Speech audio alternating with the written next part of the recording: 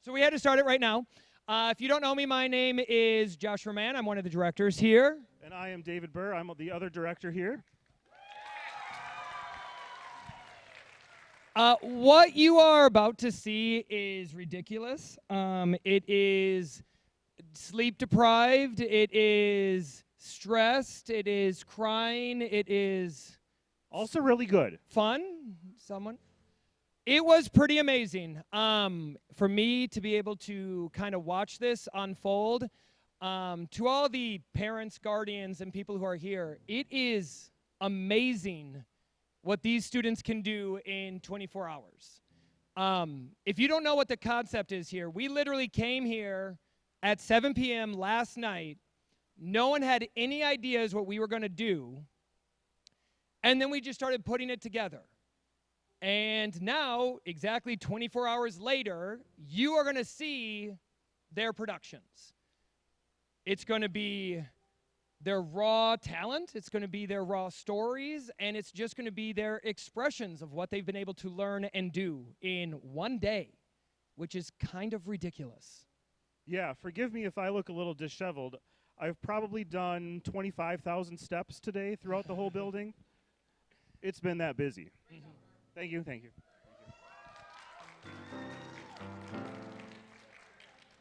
So just to kind of tell you what happens, we had 6 amazing students who were willing to write shows last night.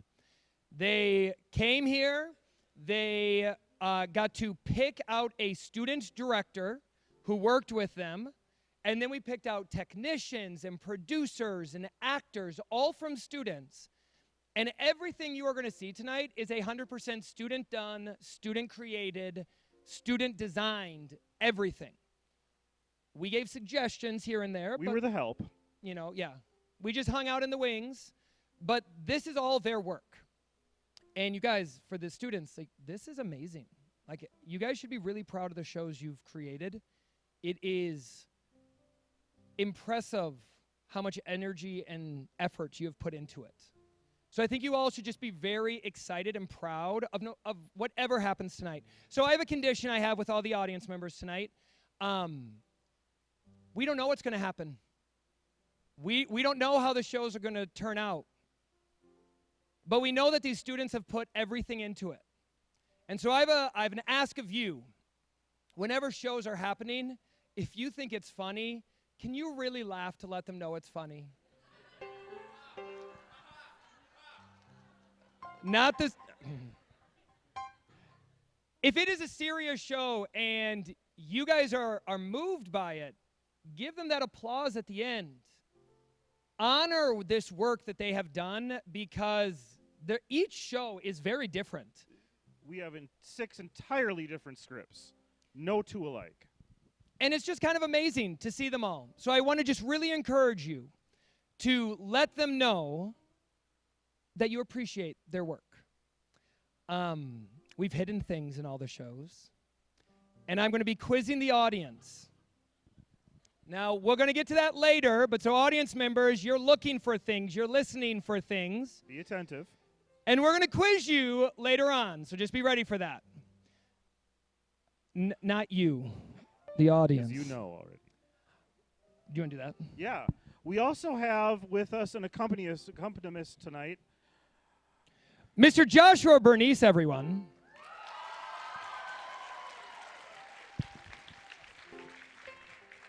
And his position would not have been able to have been funded without a grant from the Central Minnesota Arts Board.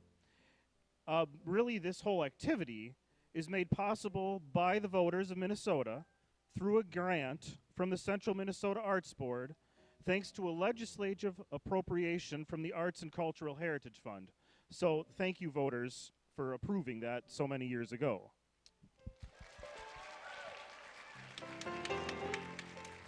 We would also very much like to thank the STMA Theater Boosters. Yes, the STMA Theater Boosters. We are very excited that we now have this booster organization that is helping us out because through these parents and their volunteering and their fundraising efforts, this is the first year we've been able to offer this event 100% free for students. No students had to pay anything to be a part of this. And it was 100% free.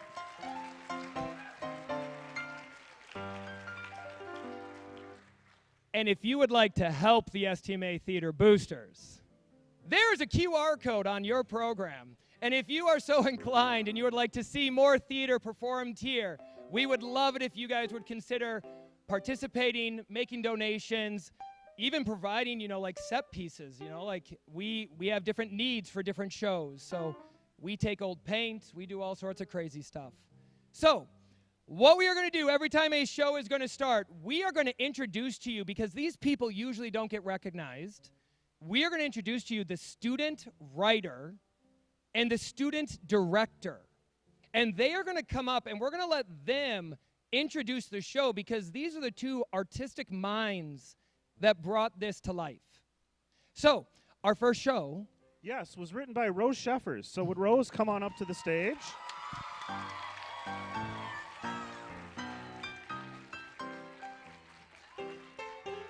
And our first show was directed by a duo team of Eli Power and Robbie Cooper. Come on up.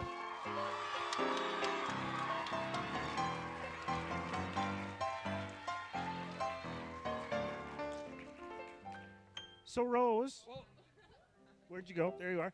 Rose, what is your show called? Our show is called Zom Screens. And what was the most challenging part of writing it?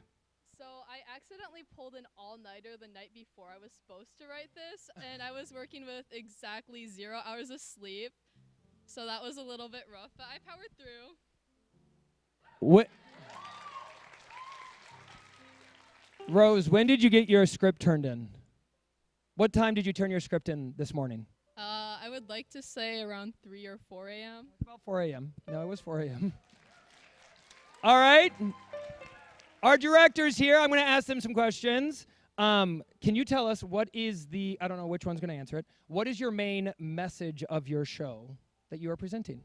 So our main message is the more time you spend on your phone, scrolling, being stupid, the more you lose touch with your humanity.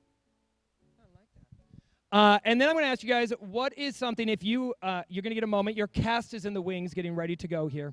What is one last thing you would like to say to your cast, or what is one thing you wish to express to them right now before we perform? I think that my cast was like the most amazing people I could have gotten for a show. They picked up their lines so fast. Like 2 reads to the script, and some of them were putting it down and had it memorized. Like, I don't know how they were ready to go that fast. And lines get forgotten, things get improv'd. It's gonna be amazing. I'm so proud of all of them. You guys did an amazing job. I love you all.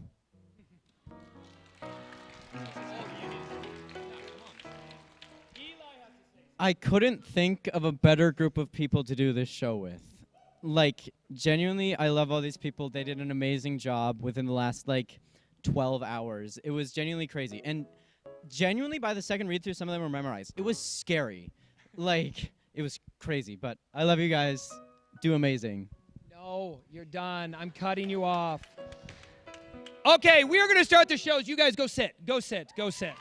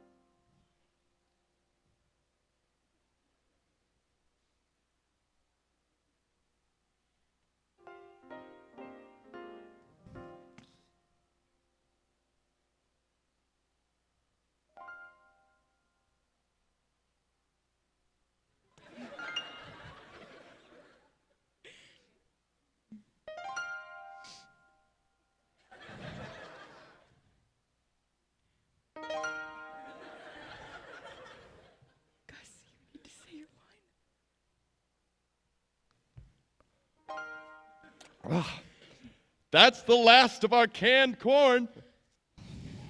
Hopefully forever. I hated the color. Made me think of jaundice. Ugh. No, Chad, this is bad. Like, really bad. That canned corn was our final hope. It was the one thing keeping us from needing to go out there. I can't compute that. Two options, Chad. Death by starvation or death by zombies. You pick. So it's slow and painful versus slow and painful. Wow, tough decision. What's the big deal? These guys are hardly faster than my grandma. Wasn't your grandma a track star in her prime? Minor detail. How about this? I'll go out there and distract our undead buddies while you guys run and get some food. That's actually not a bad plan. Good job, Chad. You had your first cohesive thought. You're like the new young Sheldon. But what if you have to fight? And what if you lose? Nah, I'd win. These biceps and abs could take on anything. I eat 4 dozen eggs every day. So that's why there's always a shortage. That's a disgusting picture. Good job, Chad. Okay, ignoring your disgusting diet, Sean and I will meet you back here when we're done. Actually, I never volunteered to join your kill murder thing to go get food. Oh, would you look at that? I never agreed to let you freeload off the food I find. She got you there, bro. Fine. Ashley, you go left, I'll go right, and Chad? Well, you just be Chad. Yeah. No, we're not doing that. Come on. Come on.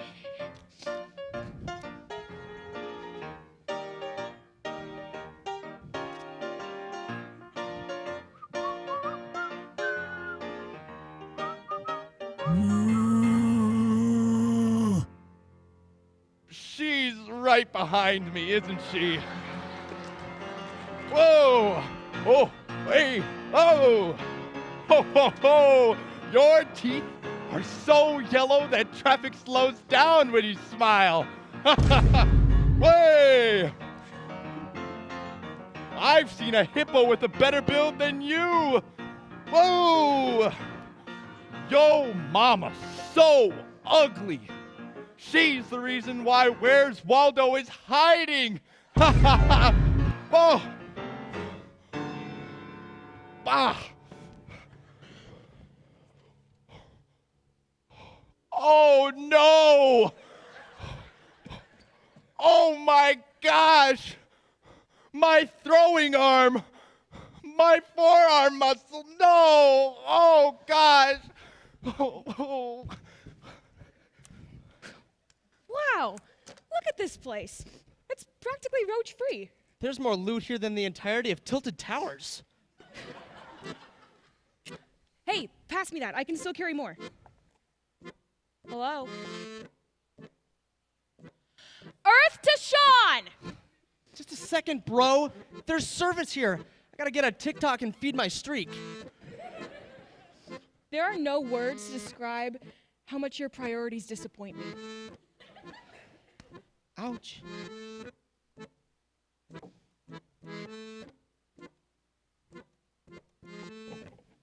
Hopeless. Whoa! I thought Oh, God. Chad was supposed to occupy her. This does not bode well. Oh.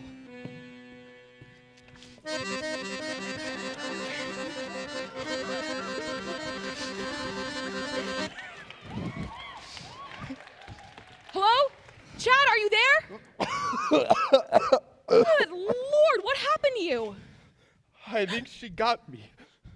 'Tis but a scratch, nearly a flesh wound. Are you kidding me? It looks like his arm got put through some kind of meat tenderizer for canned dog food. Yummy. Everything's so cold. Don't you think he's Grandma? being a little dramatic? Is that you? No, it isn't. Chad, have you ever thought about becoming an actor? Raise your hands and applaud for me, for I have played my part. His skin is turning gray. That's probably just the hyperpigmenting. Besides, gives him a better complexion. Most people would die to have a complexion like that. Sean, this is serious. He needs medical attention, like, right now. He's breathing, isn't he? It's probably not a big deal. Sean, please! You know, if you help us, I'll extend the screen time on your iPad. I'll be back before sundown.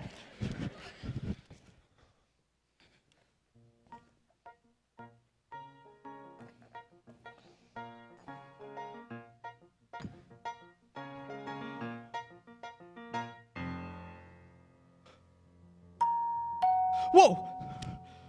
What? Holy snap, peas? Flint and steel!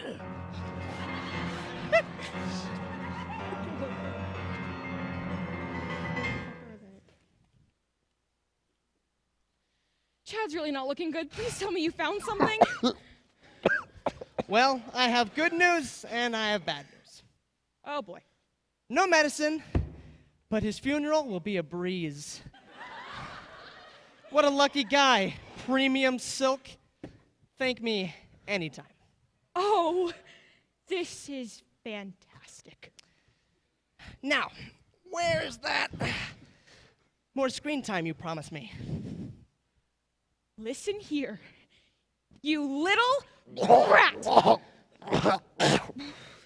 Chad, come on, you're better than this. You skipped leg day, and now you're skipping arm day. If you don't get up soon, your muscles are gonna atrophy. Not my muscles. You can take anything, but not my muscles. That's right, Chad. You haven't even gotten your daily protein. You haven't even gotten your daily protein intake. Come on, if you're not careful, even Sean will be able to lift more than you. You gotta get up. Must intake protein. Does that count as my sit-up rep? Sure, buddy, sure. Chad, how are you feeling? I feel like I could wrestle with 20 bears. In fact, I could. Chad? No! No! Chad! My geometry dash run! Chad is literally dead, and all you care about is your stupid geometry trash. I'm so over it! You're over this? I'm over you! Can't a guy just doom scroll and play games in peace? I've done nothing to offend you! You have a serious issue, man. Your brain's more rotted than the zombies. Give it back, you zero riz beta! John Pork will never call you! What does that even mean? I don't know! Guys, I was just playing. You Give can stop it fighting back now. to me! Give it here. It's Guys, enough. stop. Come on. This isn't you. Come on. Guys. Come on. Chad. None of this would have happened if you hadn't have given me more screen time. If you say another damn word about your screen time, you're next. Is that a threat? I'd like to see you try. Wait. No! Careful! No! No! Oh, no! No! It's okay.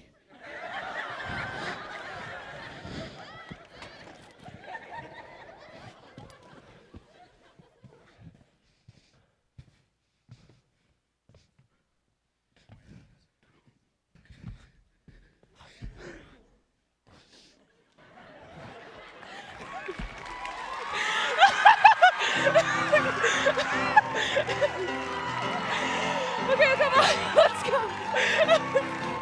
Ready?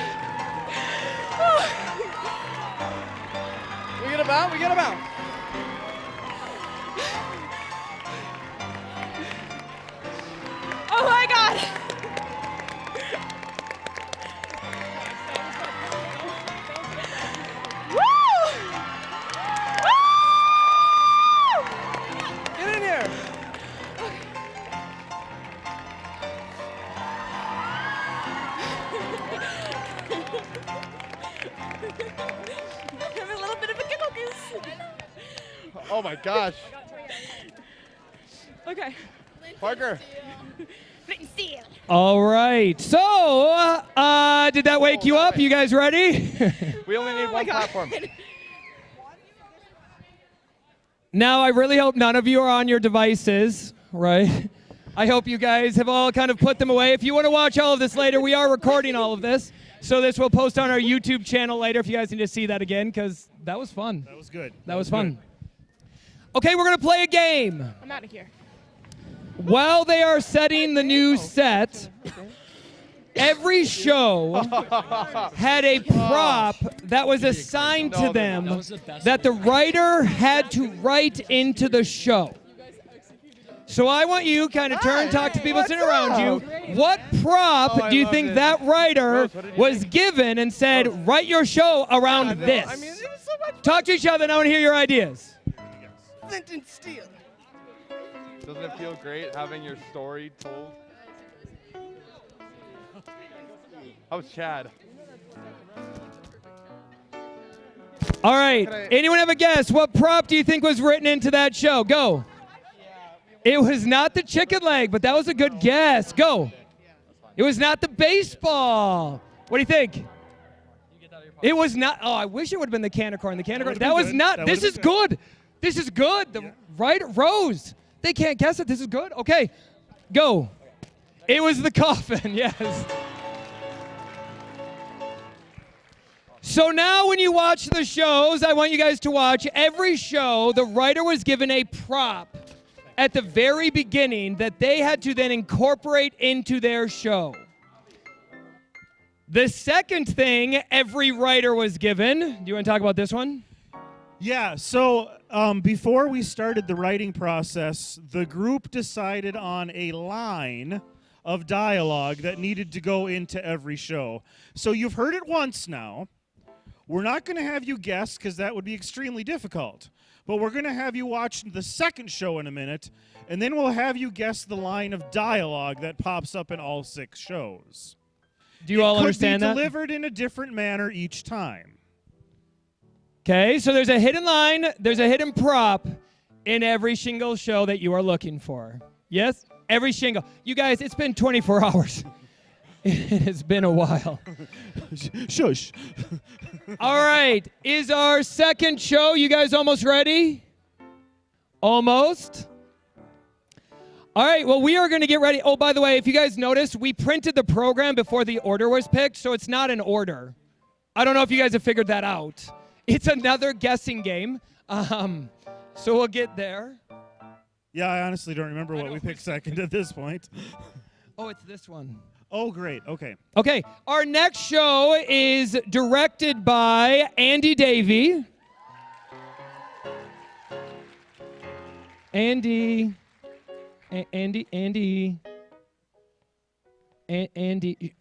here. Andy? Oh, Andy There we Davey. And it was written by Ali Lopez. Quite a fan club there. Okay, Ali, your show is titled what? And then there were 3. I feel like this isn't working. Can you hear it? Okay, I'll just be louder. Hold on, no. Hey, booth techies. Wireless mic 2.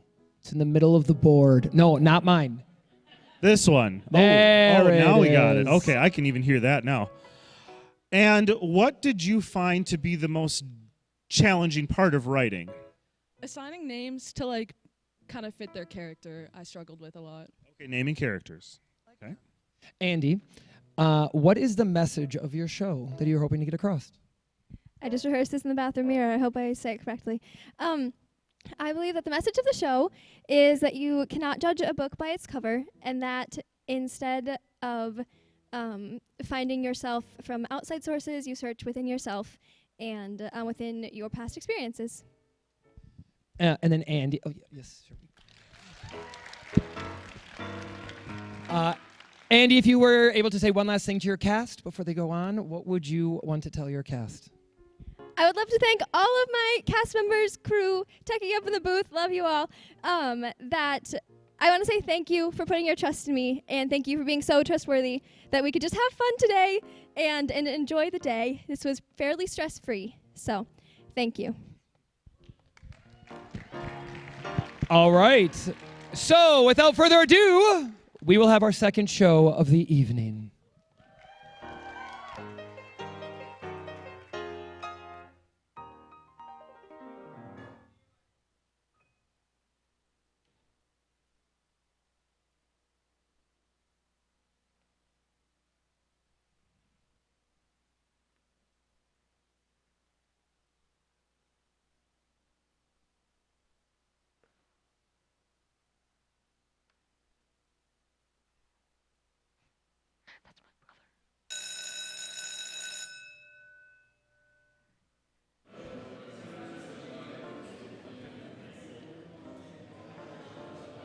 I hate this school. I want to go home and play my Atari. Who cares if I'm tardy? I don't even pay attention in class anyways. Hey! Watch where you're going, freak! People can be so rude. Yeah. I can't believe we got detention. I was supposed to go to the mall with Stacy and try on hair accessories. I know, and this stupid principal, like, come on, man. We need to use the bathroom, like, before class. I know, it's so stupid. Just because a bunch of low-life, for-nothing losers can't get to class on time? Plus, we shouldn't get detention for this. Plus, we're seniors. High school should be easier now. You were in the bathroom for 45 minutes. Drew was in my next class. I had to make sure my eyeshadow was on point. Whatever you say. So, where's our classroom? 214. No, that's my homeroom. I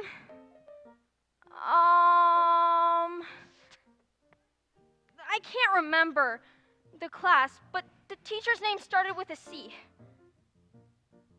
Oh no, that's Miss Cromwell! No! I heard she keeps dead fish in jars! I heard that the dog she keeps in her room is trained to attack people, and if you misbehave in her class, she'll sick the dog on you. Stop! That reminds me of that one horror movie with the big, red, scary dog Clifford! I think you're talking about Cujo. Look, there's our class. All right, come on, let's get this over with. Hey, it's actually not as off as I thought it'd be. There may not be dead fish in here, but it sure smells like it. Hello. Welcome, children. I know you are not particularly thrilled to be here, but I am so happy you're here. How are you happy? This is detention. Oh, my dear, detention doesn't have to be boring. Detention should be a place for learning and creativity, a place for students to reflect on who they are as people. Araya, I think I just threw up in my mouth a little. Spare me the sappy bull, Miss C. I want to go home just as bad as these two posers. You're the freak from the hallway! Now, young man. These two beautiful girls just got here, and they don't want to leave my wonderful classroom just yet now, do they? Come, have a seat. Don't be shy. Okay. So, class, today we are going to introduce ourselves. You can say your name and one positive thing about you. Who would like to go first? Me! Hi, guys. I'm Jennifer. Jen for short. I have long, beautiful, flowing hair. Spectacular. Who's next? I'm Pierce. I got nice clothes. My name is Araya, and Oh, dear. Can you really not think of one single good thing to say about yourself? It's okay. By the time you leave my classroom, you will have 100 brilliant things to say. Now, class, what makes a person themselves? I think it's their looks. You can identify a lot about a person and who they are based off of their physical appearance and style. That's why I always... Ah! Get that beast away! He's after blood! Carl? No, he couldn't nibble a finger. So he doesn't attack children? Oh no, Carl would never hurt a fly. Carl? That's such a sweet name. Oh, thank you. It's from my late husband. We used to travel the world together. We saw so many beautiful things. Oh, look here. I got this from our last travel ever together. Isn't it so beautiful? Let me see this. Where'd you get this? Have I piqued your interest, young man? Are you interested in travel? Yes! I want to get on a plane and go see the beautiful wonders of the city of New York and the oceans of the Bahamas. Okay, whatever. Wherever you got this is probably far away from the stupid school anyways. No, it's fantastic! We can learn so much from history. We can learn about people, about places, about great rulers. This reminds me of my days young and in love with Carl.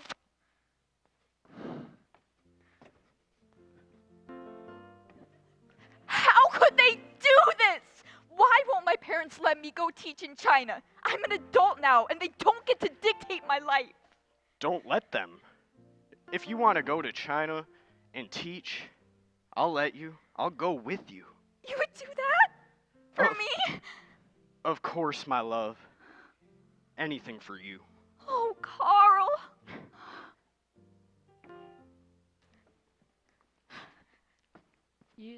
So you really just left your family? They must have been devastated. Oh, yes, but I wouldn't change a thing. You're a lot more different than people say you are. Oh, isn't it funny how it works like that? I'm really sorry for assuming you're something you're not.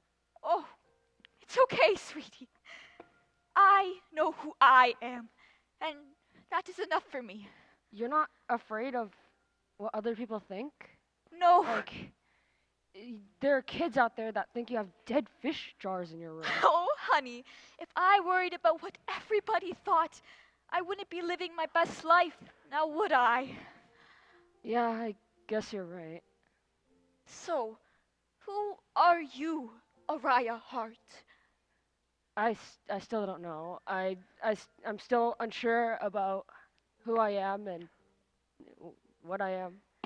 That is okay, my dear, so long as you always remember. Never let other people's opinions of you stop you from doing what you love. If you let that happen, you will regret it.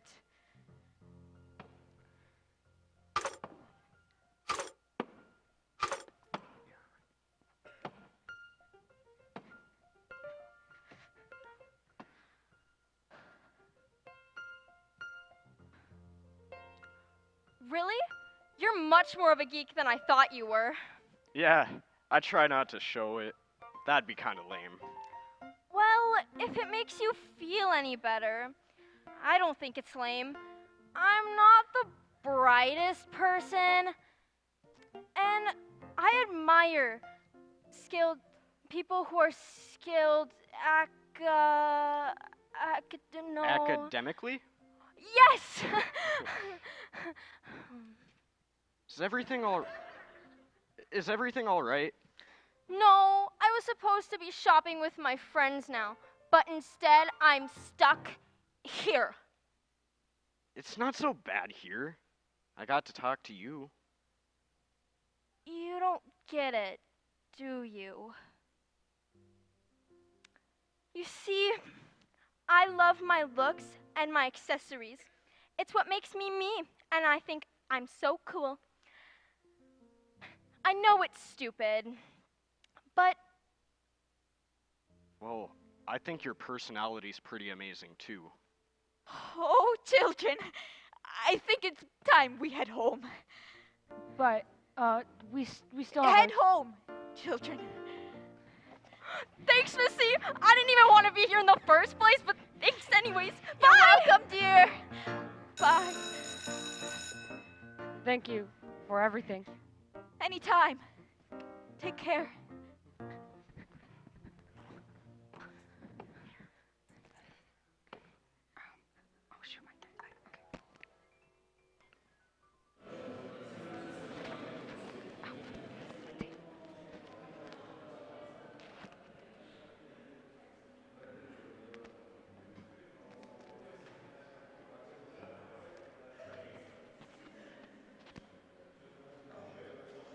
Oh my goodness, guys, did you hear what Drew said? What? He's literally quitting because he's quitting joining the prom king competition because you left him. Oh my goodness. Can you believe it? Oh my goodness. You know, we're graduating soon, and feels like just yesterday we were in detention. I mean, I know. Where'd all the time go? It was all spent at the mall. Hey, I haven't been shopping in a while. Aria, dear, you are glowing.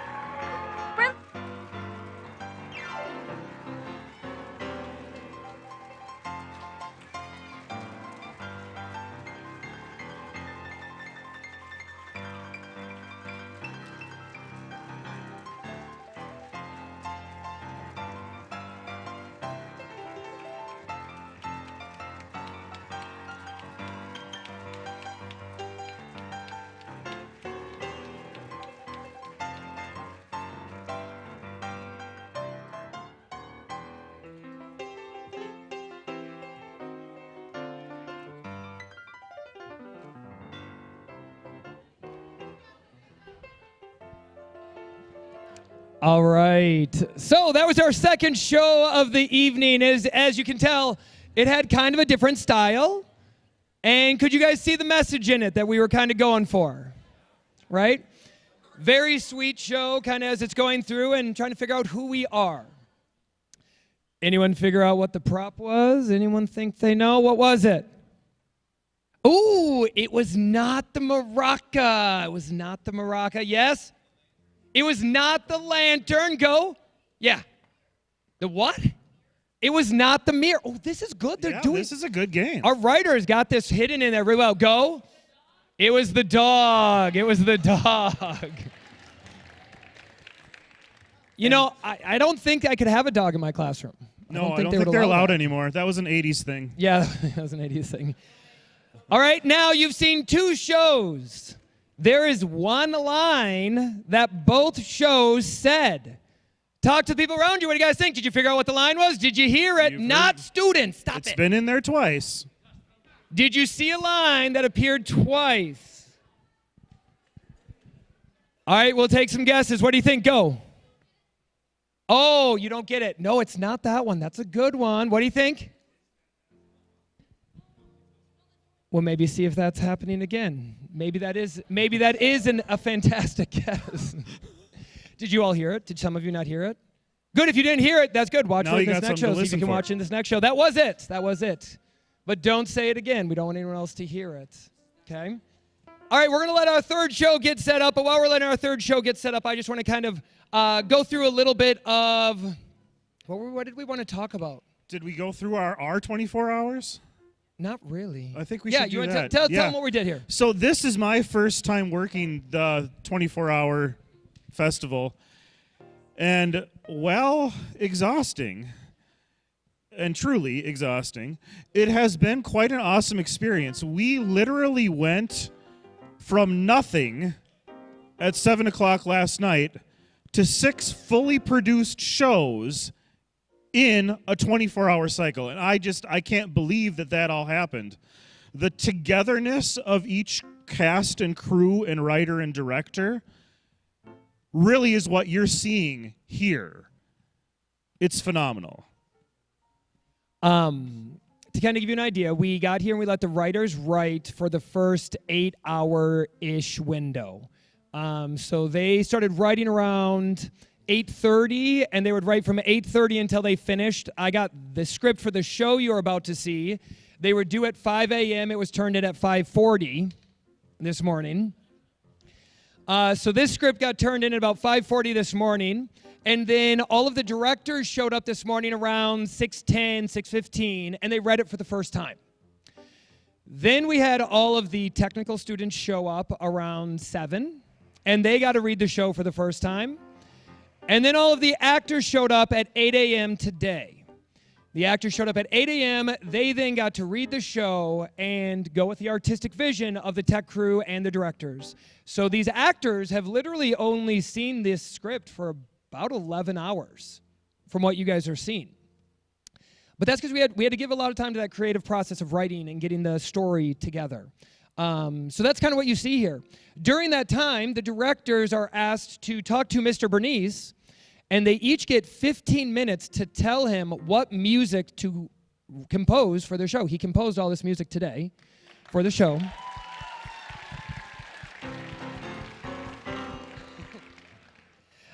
And so he wrote all of this today after meeting with each director and saying, here's my vision. This is the style I want.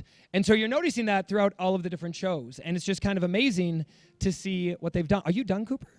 You guys ready? The next show is directed by Cooper Hayes.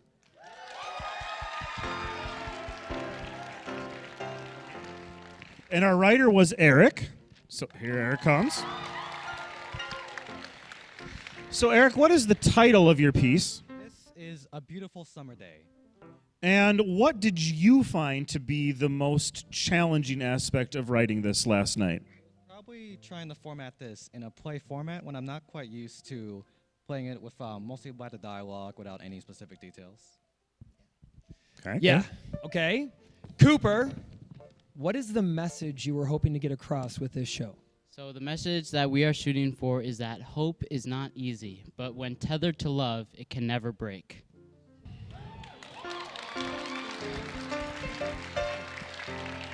He made that up, right? That's from his head. Okay, Cooper, if you got to say your one last thing to your cast and crew, what do you want to tell them here?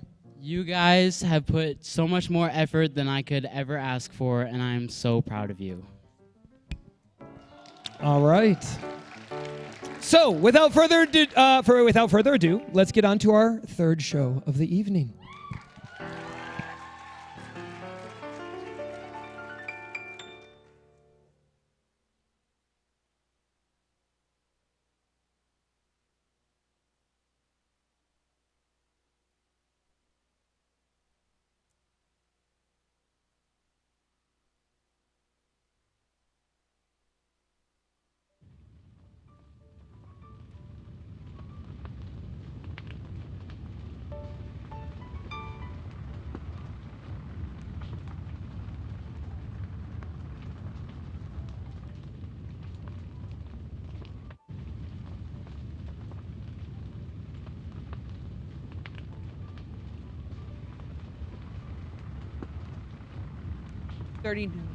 A boy wakes up with a smile. What a lovely day. With no particular order, and with no real sense of urgency, Orpheus does his morning routine. And, with nothing better to do, he stepped outside and sat next to his dear friend Eurydice. Gotta say, I kinda hate these summer days. Or so she says, as if to spite the dazzling rays above. Why is that, Yuri? Every day is the same under this awful blistering sun and this blinding blue sky. Well, of course. That's why it is fantastic. Or so he says, as if to give up on life before it even begins. We're already halfway through August and nothing's changed since the beginning of June. We do the same things every single day as we always have. We stroll through town and go to the same places our parents went. Don't you ever get sick of this monotony? I don't know. I like this little piece of life that I've got right now. Well, what if the next part of life is even better than the one you have now? But what could be better than weathering life with you again and again? Though I can imagine what could be worse if I ever dared to move. Oh, how slothful, how baleful that such indecisive contentment has devoured the heart. What if you stop and smell the daffodils for forever? Then you'll never see the rest of the garden. Well, with such flowers already in bloom before my eyes, is it so bad that I want this lovely moment to last forever? You can't be stuck in the past forever. You can't fear for something new because you might fail. You have to keep moving forward. And Eurydice stops with bated breath. She picks up a toy horse on the ground and tosses a wayward sports ball towards Orpheus in a single, swift motion. She stands with valor akin to knights of old. We stand under the same sun, the same sky, and we burn away another day. But I can't help but feel like something isn't right. I mean, come on. Don't you know? Heroes, they gallop forward, and then they keep their feet on the ground, and they keep their eyes on the sky. Well, you know I'm not much of a stargazer. And yet, every night, he looks up upon those glimmering lights, wishing for the courage to reach out and grasp their radiance. But still, he chooses to sit in stasis, trapped in an imago loop of his own design. But the stars still loom over us, whether or not we give them an audience, just waiting for us to write our names in the sky. That would take a really big pen. Or an excellent game of sports that blinds them with its excellence. Well, it's just the two of us.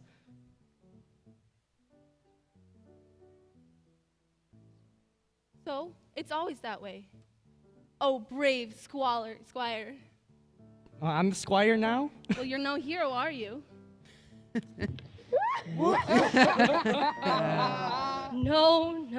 No. A hero he is not. For what hero steps away from the wheel of time while playing with halcyon days? A hero that fights against the mere concept of tomorrow? Well, then this squire is going to stop time with their splendor. And with the same slothful effort as the infinite divine. Orpheus, oh stagnating, cowardly Orpheus. Tosses the ball a little too fast for Eurydice to intercept, and it bounces towards the empty road. Shoot, I mean, hold tight, my squire. Eurydice will go fetch the lost globe and return it hastily.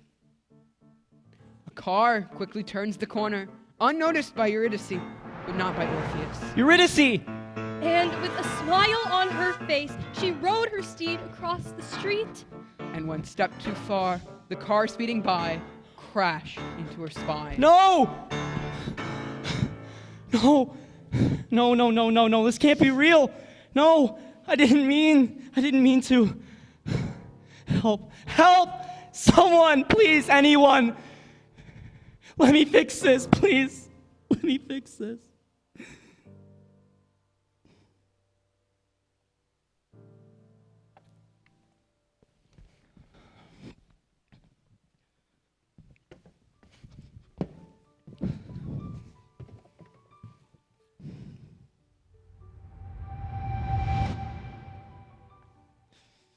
August 15th of 12:30 noon. The boy woke again with a startled cry. Oh, what? Was that a dream, he thinks. But such tragedy was as real as you and I. And like a petulant dreamer, the boy wanders out of the house and next to his dear friend once more. Gotta say, I kinda hate these summer days. Or so she says, as if to spite the dazzling rays above. I know this is going to sound kind of strange, but I had a dream about this exact conversation. Eurydice bears a brief expression of confusion before reaching down to pick up the hero's horse off the ground. For a moment, an expression of pain flickers on Orpheus's face. Let's play heroes! Hey, I think we should do something else for today. And as they dared to slip away, Then came a twisted change of fate when the floor gave way and Eurydice fell to her No! demise. No! No, I can't fail now. Not again. Not when I had the chance to.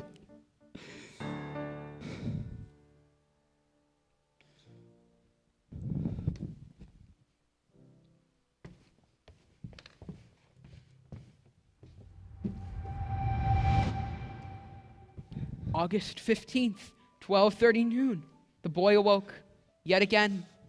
No. August 15th again. I failed again. Can I try again? Don't look back. Never look back. Just give it another go. Time and time again, he awoke on that day, trying everything he could think of to save his dearest friend. But try as he may, he only failed again and again and again.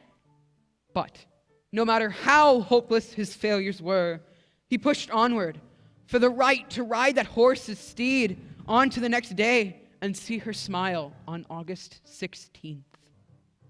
It isn't something so simple as love as to why I continue here. But I love you, Eurydice. I really do. Your determination, your kindness, and your perseverance has taught me mine. And I will do whatever it takes to set you free.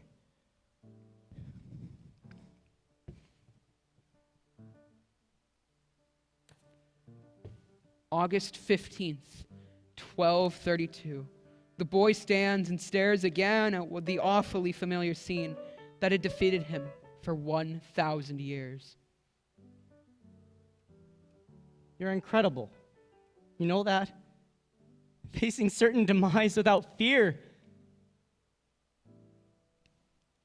A hero gallops forward with both feet on the ground and both of their eyes towards the stars. Was that what you said so many years ago? Thousands of times we've stood here, completely unable to escape from this endless summer sky. But through all of my failures, through every act of cowardice, I know that there is still one thing I haven't tried. Suddenly, oh, heroic Orpheus leaps onto the street, tossing Eurydice to the side, and is struck by the implement of her demise. Finally, her fate had been defied. With bloodshot eyes across the scene, interwoven with her screams, the boy knows that he's finally ended the Dream. Oh, what a dream. Eurydice, you're here, you're alive. I did it. Why would you? Because I want to see you smile. Don't cry. You still have your whole life ahead of you. But what Orpheus failed to understand was in his moment of triumph was that it wasn't her who had reset the day.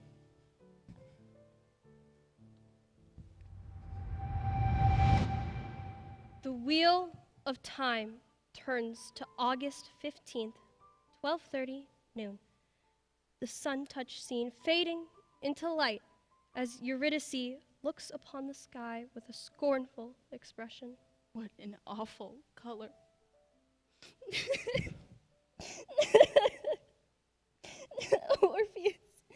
Orpheus, I failed you yet again. Don't look back. Just one more try. Today, I will save you. I swear it.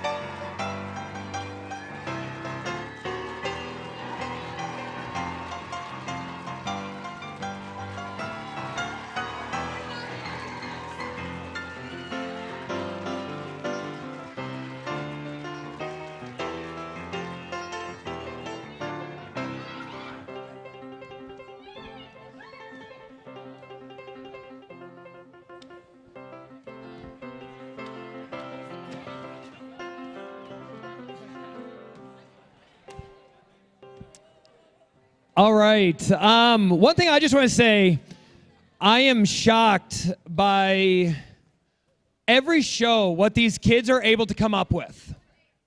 I think seeing show after show after show, seeing all of these different styles, seeing all of these different emotions that they're willing to play and that they're coming up with is just fantastic. It's also, if you didn't know, all of our students are the ones building the sets, coming up with all of the material. So they did all of that in this 24-hour period too, which is just kind of crazy and amazing. All right, who figured out the prop in that one? Who got the prop for that one? What do you think, Go? It was the horse. Did you guys get the horse in that one? All right, anyone else think they figured out? People maybe farther back who haven't heard it yet, did you hear the line in there? Did anyone hear the line that's now been said 3 times? You guys are watching the shows, right? You've seen these things. Right, you're seeing it? No? Okay. Well, you're going to have to watch. You're going to see if you can keep finding it here, if you can kind of figure out what the line will be. I'm just tired. Oh, I know what we need to tell you guys about. If you guys like watching STMA theater and you like seeing the stuff we're doing, we have a really big show coming up that we have been working on for the last couple weeks. We are really excited about this show. The show we are doing is called The Three Musketeers.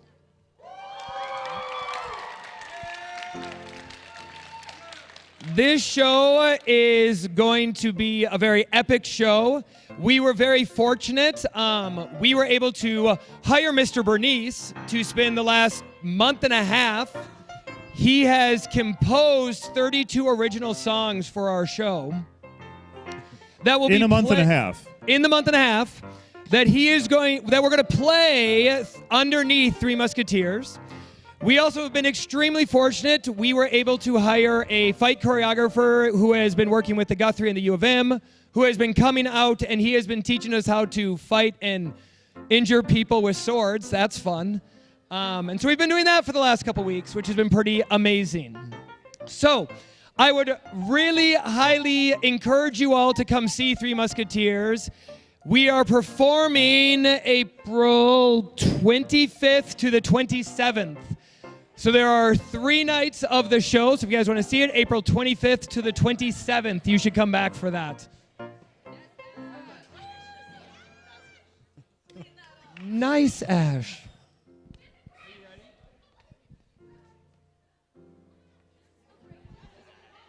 All right, let's get on to our next show. I knew we had to talk about Three Musketeers. Had to put the plug in. Had to put the plug. All right. All right, our next show is directed by Ann Weigel.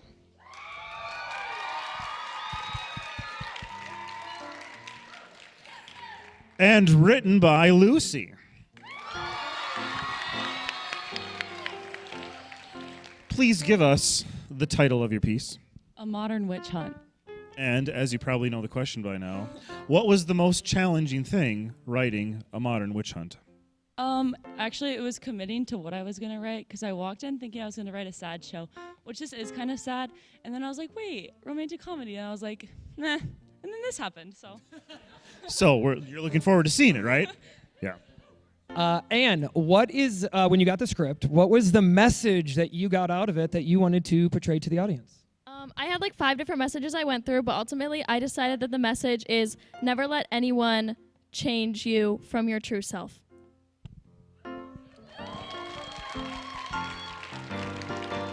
And if you were able to say, well, you get to, what's the one last thing you want to say to your cast? I just want to say this is my 4th year doing 24-hour, and I'm just so proud of you all, and I couldn't have asked for a better cast. And if you forget a line or anything, just breathe. It's all going to be okay. And you have the best show ever, and I love all of you.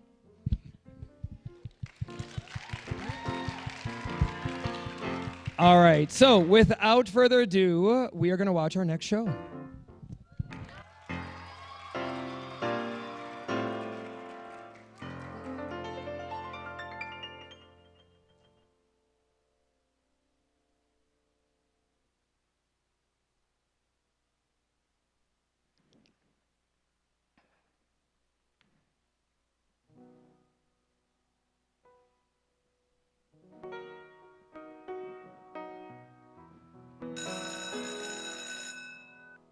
believe Mr. Campbell already assigned us a group project. Right?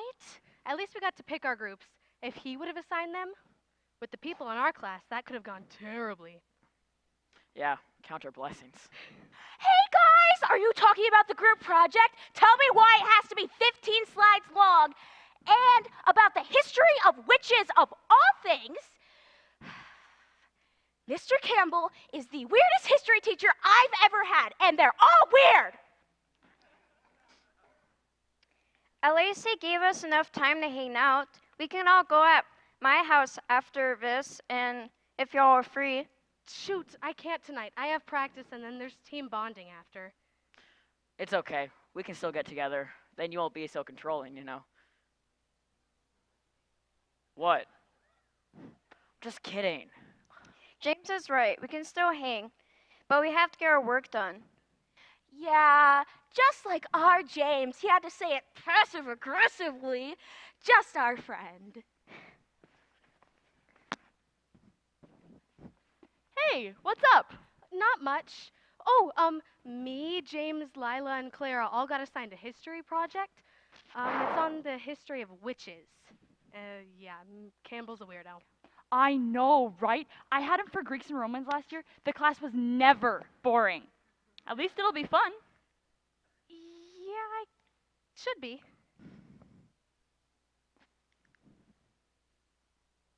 You know, it's just James has been making all these comments lately, and I don't know. He said something today about me taking over the presentation. It's just a joke, you know? It always is. Yeah, he means well. How's track going? Oh, the usual. Today? No, not today. Yesterday. Jeez. Okay, we were doing hurdles, and I had jumped completely fall onto my face.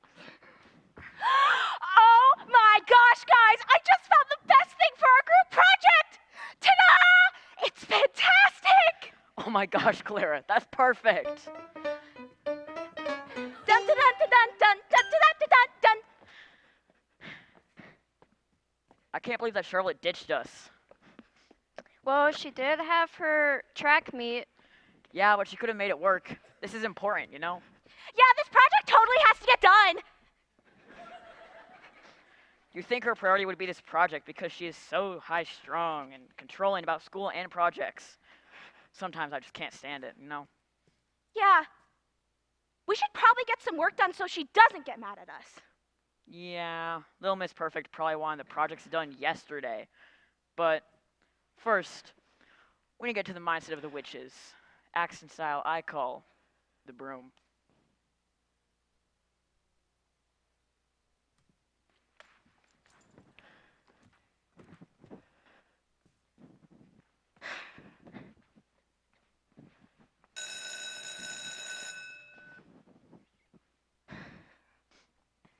Hey, how did it go last night? Ugh, I wish I could have been there and helped. Did you get a lot done? Of course not.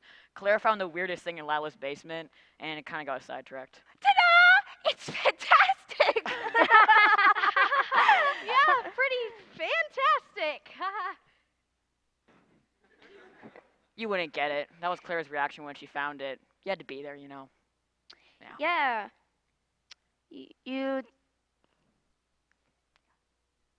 You were with your track friends, though. Lila. What? Oh, nothing. Yeah, it's fine. We have to get to math, so catch you later. Wait, when's the next time we're meeting?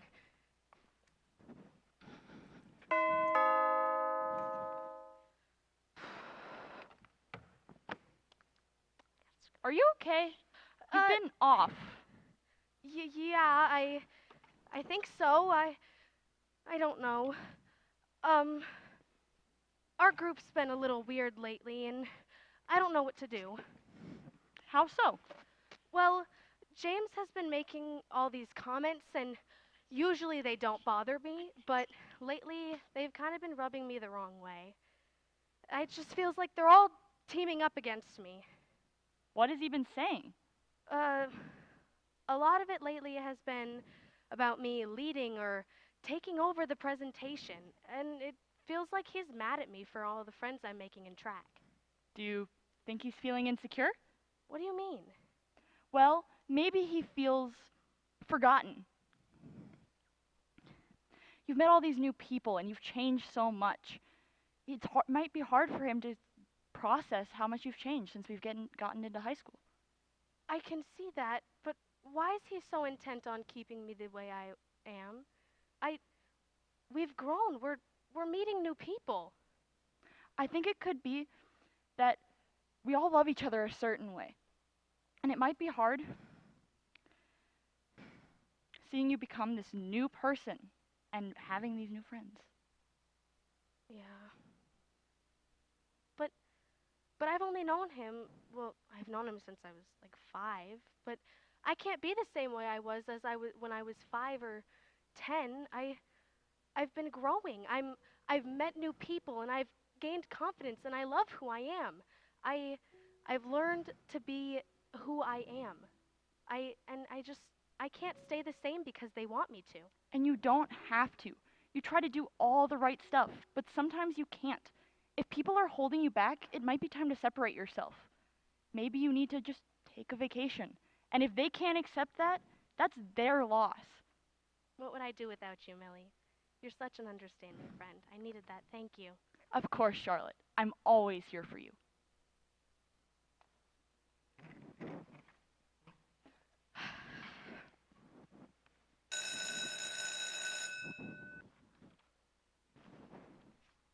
So, when do you guys think we'll get together next? We know. We haven't basically gotten nothing done, and Charlotte wasn't at the last meeting, so she doesn't know anything at all. Oh! Calling her out right here, right now, I see. It's true, isn't it? No, actually, it isn't. Last night I went home and I did 5 slides, which is 5 times what you guys did the last time you hung out, or am I mistaken? I'm pretty sure you just took a white slide and wrote the word witch on it. Don't worry, I made it prettier. Whoa, Charlotte, that was aggressive. Calm down much? Right, because you're the picture of a calm person, James. What? Everyone was thinking it. I sure was. You know what, James? I'm sorry. You were right. What if we meet tonight at Lila's? I'll make cookies. Okay, whatever. Sure. Sounds fine with me. Why would you apologize? He needed to get a taste of his own passive aggressiveness. I didn't want to start a fight. It wasn't worth it. And we're kind of in the school hallway. It's not the best place to solve an issue. There's never going to be a right place. You just got to talk to him. This can't go on forever. It wasn't, I know, it wasn't the right time. There's never going to be a right time. Just try and get him alone. It'll be best. Okay, I'll try tonight. I cannot handle her. Who does she think she is? Blowing up like that over there? What was that? Like, honestly, I just don't get it. Yeah, she was being really rude. I totally agree. I was way nicer than I could have been. I wanted to smack her. Well, honestly, I did. You know, that excuse that she made where she was all like, I did 5 times as much as you did. Okay, so what? We were just trying to have a little bit of fun. Honestly, we have time. We don't need to get it done right now. Why does she need it done at this exact moment? She's such a control freak. Yeah, who does she think she is? Whatever. At least she apologized. It's the least she can do. I don't like how she was trying to control the plans that we were making tonight. Exactly. She was doing that too. She's always so controlling. Let's go.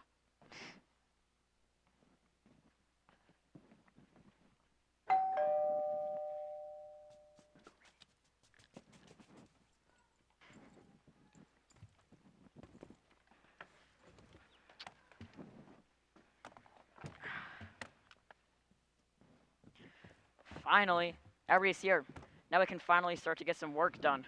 Hopefully, we have a lot to do, and the project is due in 2 days. So how are we going to divide up the work? Well, I did do some research on witch burnings. So are we just picking topics that we're interested in that relate to witches? I can do witch hunts. Okay. Let's see. I saw something about witches portrayed in the media. Maybe I can do that. I want to do their tools, like the broom. I mean, that is so fantastic! Okay. That should be enough information for 10 slides. Let's just get to it.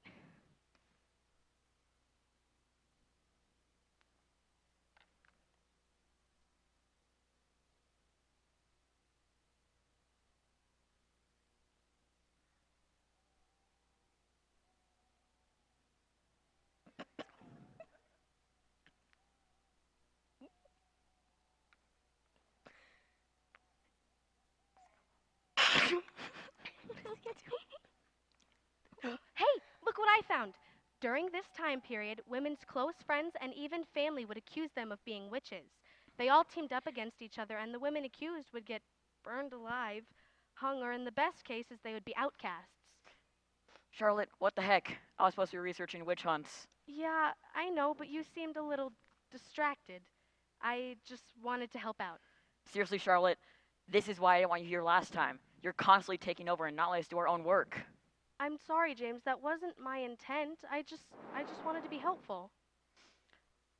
Gosh, that's really not the point. You overstep and you seem to think you're the best, always working ahead, showing off. And ever since you made those track friends, you've been even worse. What do you mean? What I mean is that you walk around like you own the place, saying hi to everyone in the hallways. You basically never have time for us, and when you do things like this. We've been noticing that too, Charlotte. You're mad because I've gained more confidence and finally met people who accept me for who I am at this point in my life? I love you all, but you never gave me the chance to grow. You're twisting our words. We never said that we want you to stay the same. We just want you to take time for us and stop being so controlling. I am making time for you, and I'm not being controlling. I've tried to explain that.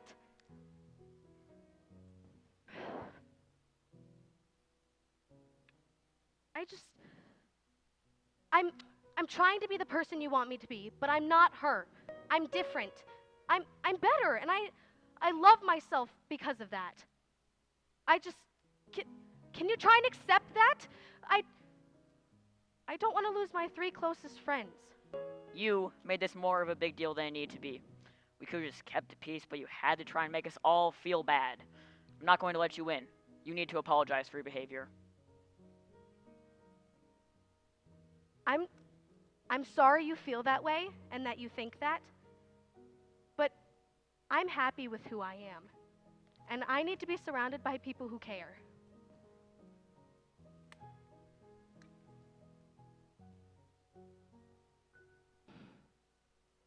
I can't be here. I have done nothing wrong. Clara and Lila will back me up on that. He's right. Then this is goodbye for now. I hope at some point we can come back to this and put it all behind us.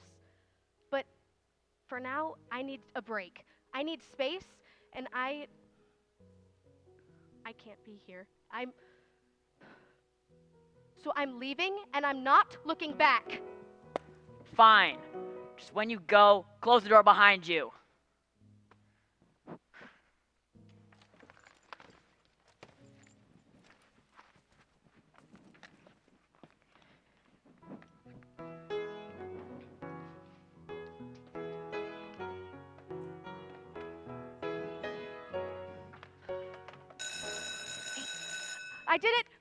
I did it. Did what? I told James he was wrong. I told him, and I told Lila, and I told Clara, and they didn't apologize. But you know what? I feel so much better. It's like a weight has been lifted off my shoulders. I didn't realize how much it was affecting me until I let them go. I am so proud of you, Charlotte. That takes so much bravery and guts. I love the new woman you're growing to be. She's confident, brave, and knows her self-worth. That's all I could ever ask of you. You deserve to be surrounded by love and people who uplift you. And you found that with your new friends. And I'm so happy for you. I wouldn't have been able to find it if it weren't for you. You pushed me to do things that I didn't think I could do. I'm forever grateful for that.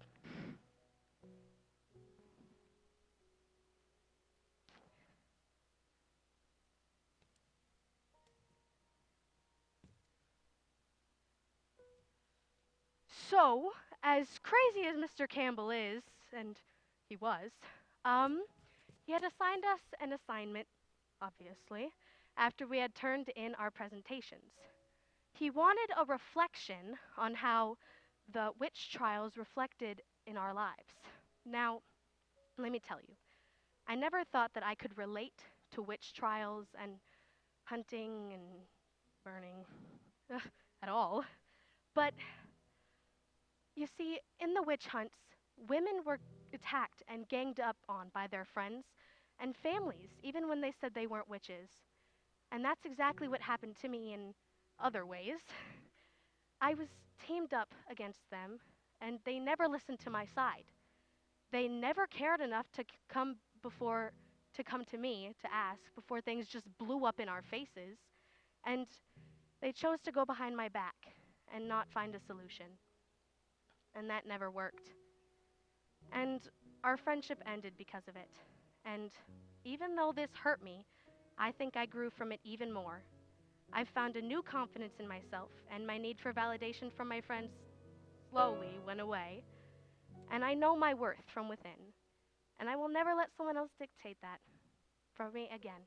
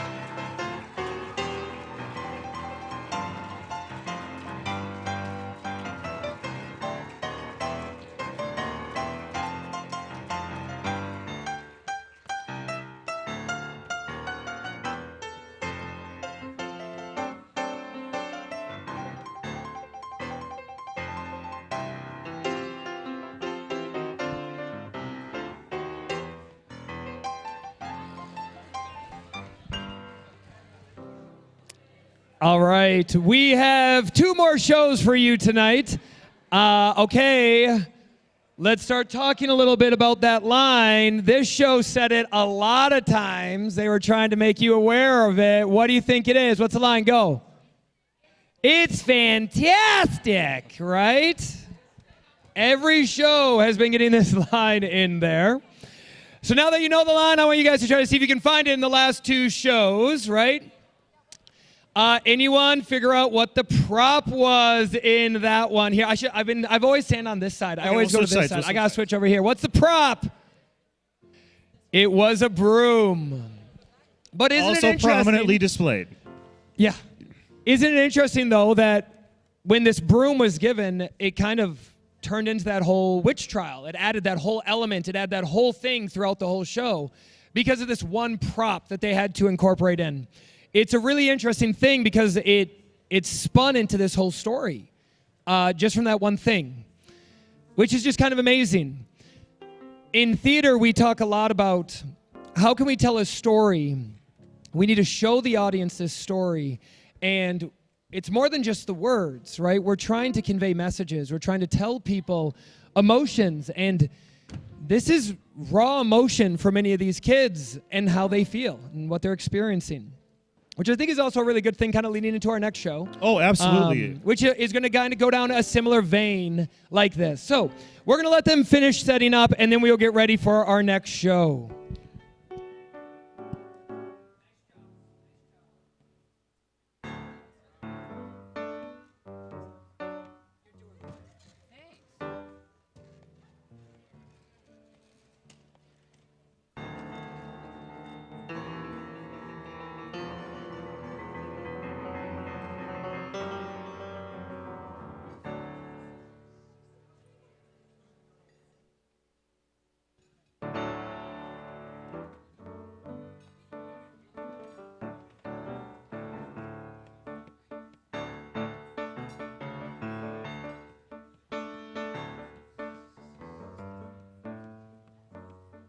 So as we're close to getting set up, I want you to notice, too, the amount of furniture, props, set decoration that goes into each thing.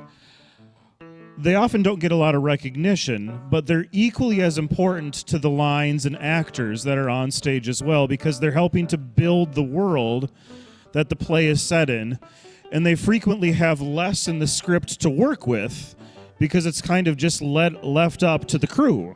So let's give our set decorators and props masters a quick round of applause.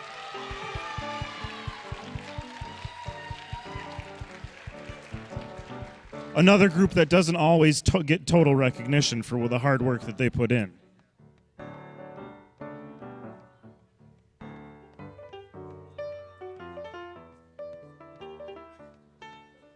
We're close, we're close. Got to move one more curtain, I think.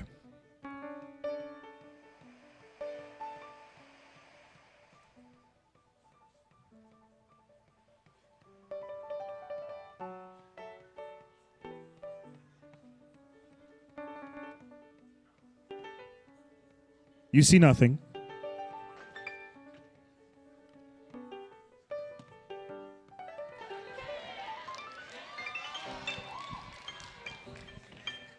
All right, we're ready for this next show. This next show is directed by Logan Warner. Come on. And written by Jack Bakke.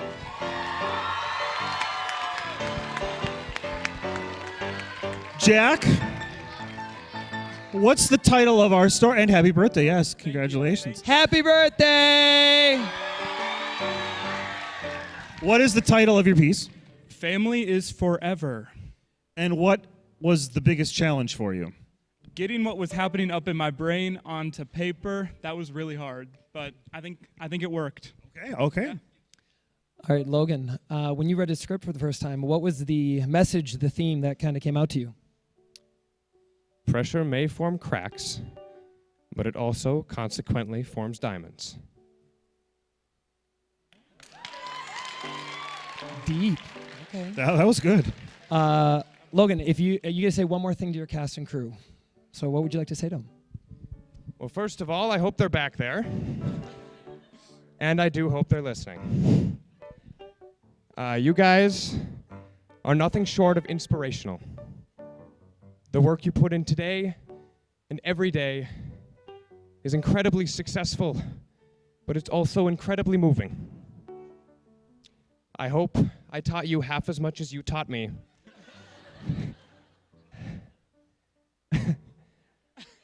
Good work, team. Bravo.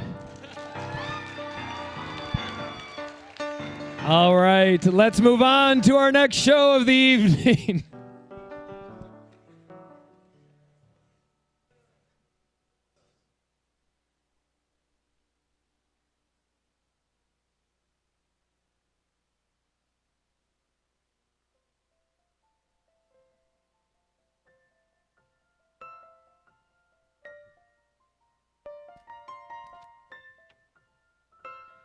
Hello?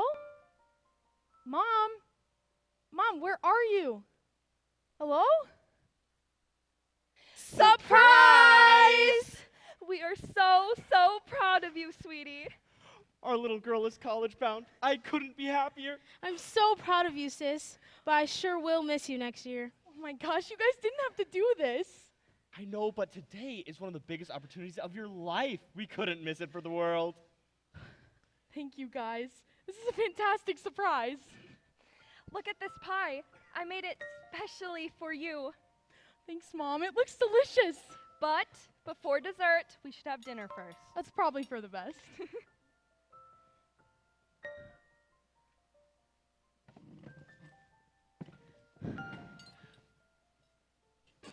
So, Emma, how was school? It was a lot. Who would have thought that I'd have to write a 3-page paper on how bacteria is the best thing in the world for biology?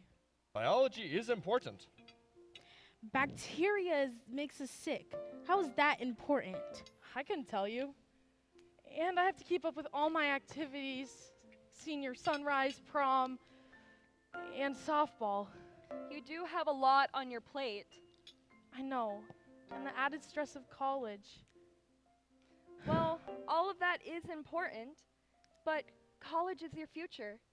You have to make sure that you take time to do your scholarships, to make sure you have housing, and to make sure you're all ready for your big steps ahead of you.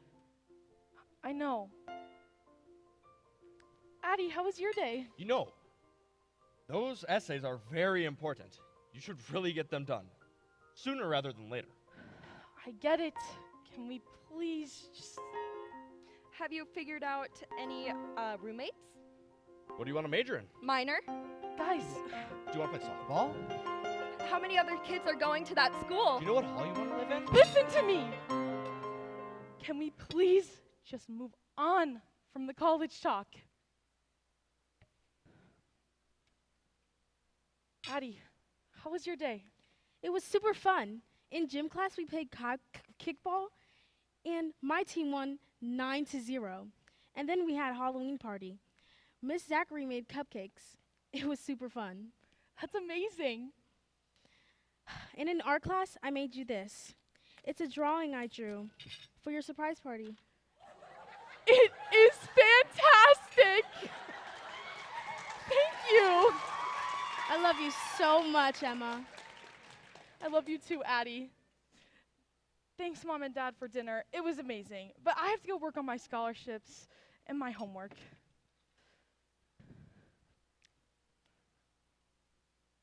Why did she snap at us? I think she's just stressed. She has a lot going on right now. We just need to be there for her.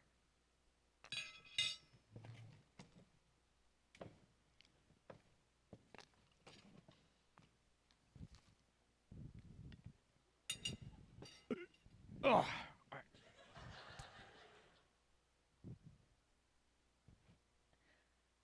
I'm really excited.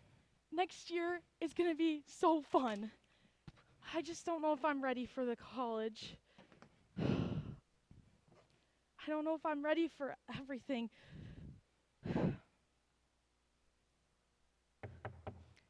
Emma, can I come in? I gotta go. My mom's coming in. Bye. Can I come in? Yeah. So, how's everything going? Well, you know, it's all just overwhelming and... Is there anything I can do to help? Not really. What did you need? Well, we were thinking of going for a picnic, and we wanted to ask if you would want to join us. It would help you get a break from reality. I wish I could, but I have too much going on. Maybe next weekend. Are you sure? We might go see and get some ice cream at your favorite ice cream shop in the park. I just can't. I have too much happening. I really need to get it done. I understand. We'll miss you.